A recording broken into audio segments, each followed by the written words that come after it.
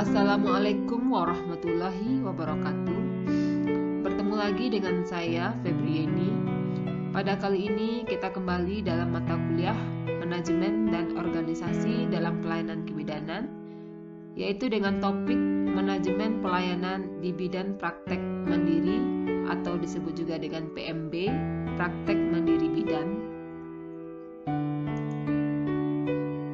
Sebelumnya kita lihat dulu pengertian dari bidan praktek mandiri atau praktek mandiri bidan adalah suatu institusi pelayanan kesehatan secara mandiri yang memberikan asuhan dalam lingkup praktik kebidanan.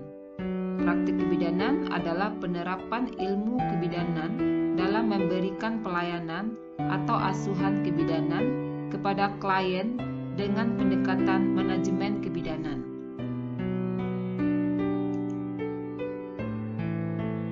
Dalam manajemen pelayanan kebidanan di bidang praktek mandiri, terdiri dari unsur-unsur manajemennya.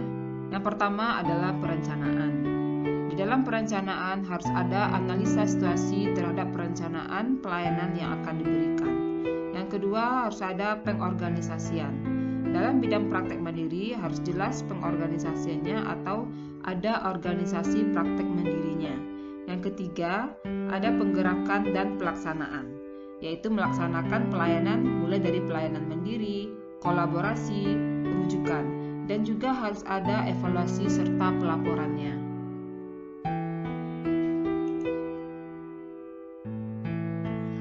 Dalam sebuah manajemen organisasi, dalam pelayanan harus ada input, proses, dan output. Untuk kategori input terdiri dari man. Man adalah sumber daya manusia harus sesuai dengan kebutuhan.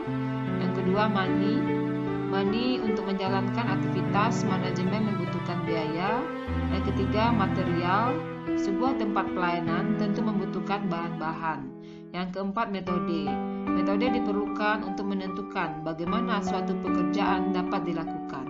Yang kelima, minute, waktu dalam pelaksanaan jasa pelayanan. Dan yang keenam ada market.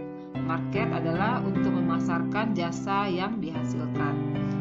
6 input tersebut diperlukan dalam perencanaan pelayanan karena saling berkaitan untuk menentukan arah organisasi.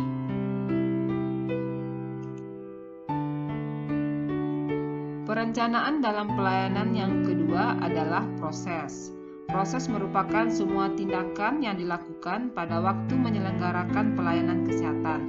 Memonitor tugas atau kegiatan yang dilaksanakan meliputi manajemen operasional dan manajemen asuhan. Yang ketiga ada output. Nah, contoh output dalam praktek bidan mandiri adalah outputnya kesejahteraan ibu dan anak, kepuasan pelanggan, kemudian kepuasan bidan sebagai provider.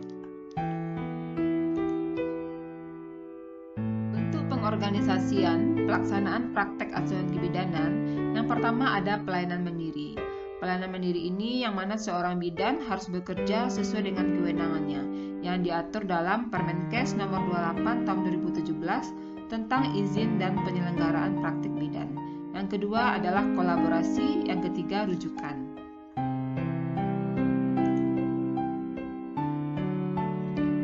Kolaborasi merupakan bagian dari pelaksanaan praktek di bidang praktek mandiri. Kolaborasi adalah hubungan saling berbagi tanggung jawab kerjasama dengan rekan sejawat atau tenaga kesehatan lainnya dalam memberikan asuhan kepada pasien. Pelaksanaan praktek yang ketiga oleh bidan di PMB adalah rujukan. Rujukan merupakan pelimpahan tanggung jawab atas kasus kebidanan, bisa secara vertikal maupun secara horizontal.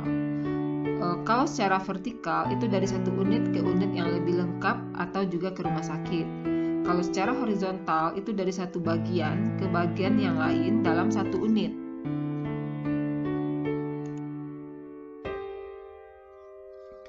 Dalam merujuk, bidan harus mempunyai informasi tentang yang pertama, pelayanan yang tersedia di tempat rujukan. Yang kedua, biaya pelayanan di tempat rujukan, serta waktu dan jarak tempuh di tempat rujukan. Demikianlah materi tentang manajemen pelayanan kebidanan di BPM. dapat kita simpulkan bahwa unsur-unsur manajemen dalam pelayanan kebidanan di PPM adalah perencanaan, pengorganisasian, penggerakan, dan pelaksanaan. Dalam pelaksanaan asuhan kebidanan terdiri dari ada pelayanan mandiri, ada kolaborasi, dan rujukan. Baiklah, semoga dapat dipahami dan dapat bermanfaat. Terima kasih. Assalamualaikum warahmatullahi wabarakatuh.